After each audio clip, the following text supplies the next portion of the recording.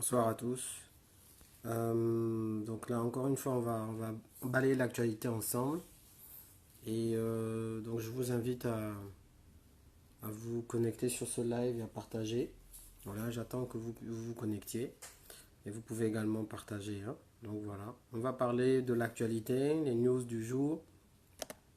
Et on va aborder ensemble une petite analyse de la situation du moment. Je vais vous lire un petit texte où vous allez me donner votre avis. C'est un texte avec des notions très techniques, mais compréhensibles par tous, parce que c'est un expert médical qui a rédigé, lui, sa réponse suite au communiqué lu par Aïk Ngoni, parce que c'est pas Aïk Ngoni qui a communiqué. Vous avez également entendu que Sylvia Bongo Ndimba se serait prononcée sur la maladie de son mari. Je rappelle que Sylvia Bongo Ndimba, en tant que telle, n'a pas d'existence dans l'État gabonais, donc elle n'a pas de poste, pas de hiérarchie, pas de fonction, elle est juste la femme du président, et à ce titre, il n'y a rien qui prévoit au Gabon, ni d'ailleurs dans les autres pays, qu'une femme de président soit un personnage de l'État. Ça, c'est juste pour information. Je rappelle également à ceux qui m'écoutent que je me permets de prendre cette parole publique au titre de l'article 1er de la Constitution gabonaise qui donne à chaque citoyen la liberté d'expression, la liberté de communication, tant que ce citoyen, comment on va dire, ne menace pas la liberté d'autrui. Donc aujourd'hui, je ne vois pas en quoi ce que nous faisons trouble l'ordre public. Au contraire, nous essayons d'informer avec les moyens qu'on a. Donc voilà, merci de vous connecter sur le live. On va commencer rapidement euh, par une petite réflexion que je vous laisse. Aujourd'hui, on est à un point où, en fait, il faut qu'on arrête de tourner en rond sur l'histoire de l'état de santé d'Ali Bongo, tout ça. En fait, ça nous bouffe de l'énergie pour rien. Je vous ai expliqué l'autre jour que d'un côté, le magicien vous dit qu'il va faire un tour avec la main droite, mais avec la main gauche, c'est là qu'il fait toute sa petite recette et sa petite combine. Donc pendant qu'il vous montre quelque chose, il ne faut jamais regarder ce qu'il vous montre, il faut regarder ce qu'il ne vous montre pas. Donc aujourd'hui, il y en a qui sont encore dans cette manipulation fondamentale de ne pas regarder là où il faut regarder et de passer son temps à regarder là où il ne faut pas. Aujourd'hui, on est dans une situation qui est binaire. Et moi, je serais très binaire avec vous. Très binaire. En fait, on a assez d'éléments pour comprendre la situation dans laquelle on est et surtout ce qui est arrivé à Ali Bongo. On a assez d'éléments. Il est temps pour chacun de se forger son opinion. Il faut pas avoir peur de se forger une opinion. Ça veut dire que vous avez la liberté de vous tromper. Ça veut dire que vous avez la possibilité de vous tromper. Ça veut dire que vous avez la possibilité d'avoir raison. N'ayez pas peur de vous tromper. Mais il faut que les éléments qui forgent votre opinion soient assez factuels. Ça veut dire quoi? Que ce soit basé sur des faits. Pas que non, basé sur des fantasmes ou des mensonges. Tant que ce qui va vous permettre de forger votre opinion est basé sur des faits, alors votre opinion aura le plus de chances possible d'être vraie. Mais quand c'est sur des fantasmes, alors vous êtes sûr qu'il est possible que vous vous trompiez peut-être à 90 voire 100%. Je vais vous lire la réponse d'un médecin. Moi, je vais commencer par vous dire les faits aujourd'hui. Oubliez ce qu'on sait, oubliez ce que je sais, oubliez ce que les médias disent, oubliez tout ça. Concentrons-nous sur ce que disent les autorités gabonaises. On a commencé par fatigue légère, ensuite c'est passé à fatigue sévère. Maintenant on parle de saignement et il semblerait que hier, la première dame aurait, hein, celle qui n'a aucun droit de parole en tant que dans la hiérarchie de l'État gabonais, mais aurait reconnu qu'Ali Bongo a un AVC. Et j'ai vu que suite à la sortie d'Aïk Ngoni, beaucoup de PDG ont commencé à dire oui, le résumé c'est qu'Ali Bongo a eu un AVC, ce que jamais Aïk Ngoni n'a dit. Et je pense même que la HAC devrait censurer tous ces PDG qui disent qu'Ali Bongo a eu un AVC, parce que la communication présidentielle, c'est pas ce qu'elle dit. La communication présidentielle dit qu'Ali Bongo a un saignement. On ne sait même pas si c'est des saignements ou un saignement, mais il a dit un saignement. Donc, à partir de ce moment, vous, les spectateurs qui suivez, si vous avez encore besoin qu'on vous apporte la preuve de qui il faut écouter ou de qui il ne faut pas écouter, c'est que vous faites exprès. Non, je suis désolé, il faut qu'on se parle clairement. Si on doit encore passer de midi à 14 heures pour savoir que là, c'est pas la peine de tendre l'oreille. Ici, là, il y a peut-être un peu du vrai et là, c'est totalement faux ou vrai. Il faut arrêter avec ça. Il faut arrêter avec ça. Aujourd'hui, pendant que nous, on est sur des faux way, on est sur des faux débats, il y en a qui sont en train d'organiser la mort subite de l'État gabonais et nous on est spectateurs. Je ne peux pas accepter ça en tant que citoyen gabonais et j'invite ceux qui m'écoutent à ne pas l'accepter non plus. Arrêtons la magie. Arrêtons de donner du crédit aux magiciens. C'est pas bon. Ceux qui mettent de la poudre aux yeux. Pendant qu'ils font des sales coups à gauche, ils nous envoient des bourlingueurs, des bonimenteurs, des amuseurs de galeries à droite. Et on croit qu'on est là pour s'amuser. On n'est pas là pour s'amuser. Hein. Ni vous ni moi, on n'est pas là pour s'amuser.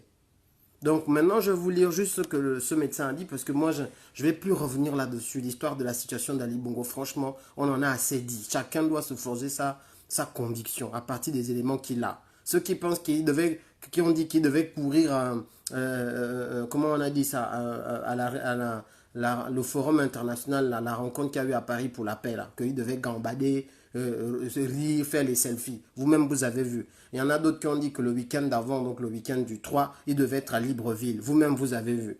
Il y en a qui ont dit que, il y en a qui ont dit que. Regardez, moi, je m'appuie sur l'expérience et sur mes informations et sur l'analyse des communiqués officiels des autorités gabonaises.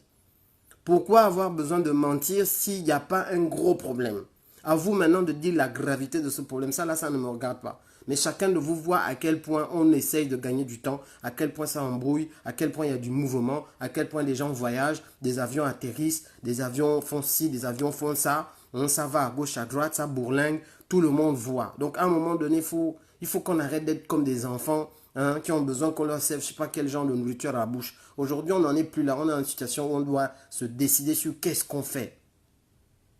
Sur qu'est-ce qu'on fait. Maintenant, je vais vous lire ce que le médecin a dit. Je ne vais pas parler de moi, mais j'ai déjà assez dit comme ça. Écoutez bien. Déjà que tout le monde sache que M. Ali Bongo n'a pas fait un AVC banal, mais une rupture d'anévrisme. Okay? La rupture d'anévrisme est la forme d'AVC la plus mortelle. Un patient sur deux en meurt et 87% de ceux qui y survivent gardent les séquelles. Voici ce qu'on tente de cacher aux profanes de la médecine et nous allons nous atteler à éclairer la lanterne des Gabonais qui depuis peu se font endormir par des marionnettistes. Marionnettiste, c'est celui qui tire les ficelles d'une marionnette, qui veulent offrir à un pays un corps vivant mais qui a été vidé de toute sa substance suite à un AVC qui aurait engendré un saignement, rupture d'anévrisme, entre parenthèses, et conduit à la dernière alternative en termes d'action médicale, c'est-à-dire une intervention chirurgicale. Lorsqu'un anévrisme dans une artère du cerveau présente une rupture, il cause un accident vasculaire cérébral qu'on appelle AVC hémorragique. Une personne sur deux décède dans le mois qui suit la rupture d'anévrisme cérébral. Donc, s'il y a 10 patients, 5 meurent. S'il y a 2 patients qui ont eu ce problème d'anévrisme, d'AVC hémorragique, donc sur 2 patients, 1 meurt, 1 vit. Ça, c'est ce que le médecin en question dit. Je continue. Les 3 quarts des survivants souffrent de séquelles importantes comme la paralysie et des troubles de la parole, de la vision, de la mémoire, etc. On continue. Bref, dans tous les cas, la rupture d'un anévrisme est considérée comme une urgence médicale absolue en raison de son risque de décès rapide et des séquelles qu'elle peut entraîner. On continue. Ok, donc, déjà, il faut dire qu'il y a une forte nuance dans le cas d'Ali Bongo qu'on veut vous cacher. Ali Bongo n'a pas fait un AVC simple, mais un anévrisme, donc on y va. Les explications détaillées. L'accident vasculaire cérébral correspond à une défaillance de la circulation sanguine au niveau du cerveau. Okay? Dans 80% des cas, il s'agit d'un AVC ischémique ou d'un infarctus cérébral qui se manifeste par la suite d'un caillot venant boucher un vaisseau sanguin. Donc, imaginez que vos vaisseaux sanguins sont comme les tuyaux des toilettes ou les tuyaux de la vaisselle, enfin de là où vous faites la vaisselle, le bidet, et qu'il y a un truc qui vient boucher. Donc ça, c'est un caillot. On appelle ça dans le cas de notre corps, on appelle ça un caillot. Et à partir de là, donc ça peut créer, quand c'est dans le cerveau, un accident vasculaire cérébral dit ischémique. L'anévrisme fait partie de la deuxième catégorie d'accident vasculaire cérébral. On appelle ça l'AVC hémorragique. Celui-ci est causé par la rupture d'une artère à l'intérieur du cerveau. C'est comme si le tuyau de votre maison pétait, en fait. Voilà. Donc le tuyau qui conduit de l'eau pète. Okay, provoquant une hémorragie interne. Donc, l'eau coule partout. Et quand c'est dans la tête, c'est le sang qui coule partout dans votre cerveau. En tout cas, là où il y a la fuite. On continue. Décortiquons maintenant les informations du porte-parole de la présidence. Voilà. Analyse objective des propos du porte-parole de la présidence de la République sous la base d'une connaissance en médecine. Les informations sur l'état de santé, là c'est Aïe Kongoni qui a dit.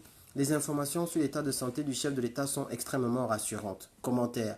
Comment peut-on parler d'informations rassurantes quand un patient sur 2 décède à la suite d'une rupture d'anévrisme et que 2 sur 3 qui y survivent auront des séquelles à hauteur de 80% de leur intégrité physique et psychologique. Donc en gros, quelqu'un vient vous dire, non seulement il vous a déjà inventé plein de maladies, il a dit qu'Ali Bongo a eu un saignement, il n'a même pas parlé d'AVC. Et il vient maintenant nous dire que les signes sont extrêmement rassurants. Alors que ce que dit ce médecin, c'est que comment tu peux être rassuré si tu sais qu'un malade sur 2, une personne sur 2 qui a le problème qu'a eu Ali Bongo meurt, que 2 sur 3 auront des séquelles à hauteur de 80% de leur intégrité physique et psychologique. Comment peut-on parler d'informations rassurantes quand on sait que le taux de mortalité chez les sujets de plus de 50 ans est de 87%? Ok, on est à près de 90% de taux de mortalité pour les gens de plus de 50 ans dont fait partie Ali Bongo. Je continue. Comment peut-on rassurer les gens quand on sait qu'un patient qui a des antécédents cardiovasculaires et qui est diabétique a une chance sur 10 de survivre? Donc quand en plus on ne fait qu'ajouter les soucis dont souffre Ali Bongo. Donc là on parle bien de son cas à lui. Ça veut dire que pour survivre à ça, c'est seulement un patient sur 10. Donc 90% des patients meurent dans sa situation à lui. Je continue. Vous mentez, monsieur le porte-parole. Aujourd'hui, le président de la République, non, ça c'est encore le porte-parole. Aujourd'hui, le président de la République est dans une phase de recouvrement de la plénitude de ses facultés physiques. Ça c'est Aïk Ngoni. On continue. Il ne faut pas s'arrêter sur Ngoni. Ça c'est le communiqué que les manipulateurs là veulent, sur lequel ils veulent que nous on danse. Je ne sais pas si c'est quel genre de danse ils veulent, la vampire qu'on doit faire dessus. Et je dis bien, je vais le dire une fois pour toutes. Je ne parlerai plus, là, c'est la dernière fois que je vais parler de l'état de santé d'Ali Bongo. Parce qu'il faut arrêter de se faire distraire bêtement par des bêtises. Aujourd'hui, pendant que d'autres sont en train de préparer l'après-Ali Bongo, qu'ils ont déjà lancé l'exécution de l'après-Ali Bongo depuis la fin du mois d'octobre, nous on est là à tourner en rond avec des bêtises. Hors de question. C'est la dernière fois. Celui qui ne veut pas être convaincu, il fait comme il veut. Même quand Jésus faisait les miracles, il y a des gens qui n'y croyaient toujours pas. Donc ce n'est pas nous qui allons vous convaincre de quoi que ce soit. Chacun se fait sa conviction. Et si vous avez besoin d'aller à l'église ou bien de voir le corps d'Ali Bongo pour croire, ou bien de voir son état de santé, allez dans sa chambre, là où il est à Riyad. Il y a un médecin français et un médecin gabonais, donc son médecin militaire, et un médecin français qui veille sur la chambre d'Ali Bongo. Personne n'entre là-bas à part des personnes dont le nom est sur la liste. Si vous voulez voir comment Ali Bongo, là vous prenez l'avion, vous allez demander le médecin gabonais de l'hôpital militaire d'Ali Bongo, vous allez demander. Le médecin français, il y en a 2. Un seul est déplacé là-bas. Vous allez leur demander. Il ne faut plus fatiguer les gens. Parce que là, ça fatigue. Donc, on continue. Je suis dans le regret de vous informer qu'il est impossible de recouvrer ses acuités physiques après une rupture d'anévrisme en moins de 2 mois. On n'est même pas à 1 mois de ça. Maintenant, on nous parle de recouvrement. Donc là, le médecin dit que, mais vous parlez de quoi? Bon, je continue. Voilà qui est mensonger et un mensonge grossier. À la suite de l'ouverture de la boîte crânienne, un patient reste cloué au lit dans un minimum de temps de 6 semaines. Tu ne bouges même pas. Ça, c'est quand tu as ouvert le crâne. Vous mentez, monsieur le porte-parole. Donc maintenant, il continue le porte-parole en disant « C'est la conclusion du dernier bulletin communiqué par l'équipe médicale. » Et là, la réponse du médecin. La conclusion d'un bulletin médical ne se fait pas de manière verbale. Elle découle d'une série d'examens et ne peut intervenir qu'à la sortie du patient de la structure. La lettre du continent dans leur mensonge, en nous embrouillant, quand même dit que ça y est qu'ils ne s'accordent même pas entre eux. Ils ont dit qu'il subit 2 examens par jour.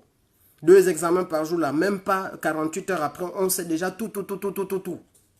Et on est déjà en mesure de communiquer, je ne sais pas quel genre de communiqué, il vient nous lire. Et puis les gens sont aussi là, oh, peut-être que même c'est vrai, peut-être que même c'est faux. Peut-être, vous ne voyez même pas qu'on vous a emmené en bateau depuis le début. Que ça ne fait qu'escalader. Il y a un gars qui a sorti un truc, c'était génial. Une image où il montre, au fur et à mesure, il coche les choses qui ont été dites. Que nous, on vous dit depuis. Quand vous parlez de l'AVC, oh, c'est faux. Il y a la fatigue sévère, il y a la fatigue machin. Aujourd'hui, là, vous êtes maintenant sur AVC. Faut pas prendre les trains en retard comme ça. C'est pas bon. Si vous avez besoin qu'un pasteur vienne vous confirmer des choses qu'on vous dit preuve à l'appui, ou bien avec un minimum d'analyse, ça c'est votre problème. Mais on ne va pas accepter d'être retardé par des gens qui veulent juste qu'on les amène on les mène en bateau toute la journée. C'est plus possible. On a trop de choses à risquer dans l'affaire là. Donc je continue. Donc une conclusion médicale ne peut se faire que quand le patient ne peut pas se faire quand le patient est toujours en soins. Voilà, enfin on va lire. Les premières explorations, c'est encore Congoni qui dit. Les premières explorations ont permis de constater un saignement. La réponse du médecin. Un saignement, comme vous voulez bien le banaliser, s'appelle une rupture d'anévrisme. C'est le type d'accident vasculaire cérébral le plus dangereux connu. C'est pas un petit saignement comme vous semblez dire, donc c'est pas les règles douloureuses. Excusez-moi les femmes. Hein. C'est une rupture d'une artère qui alimente le cerveau en oxygène et en nutriments. Bon. Donc en gros, c'est comme si Ali Bongo avait l'inondation du sang dans son cerveau le 24. Ça,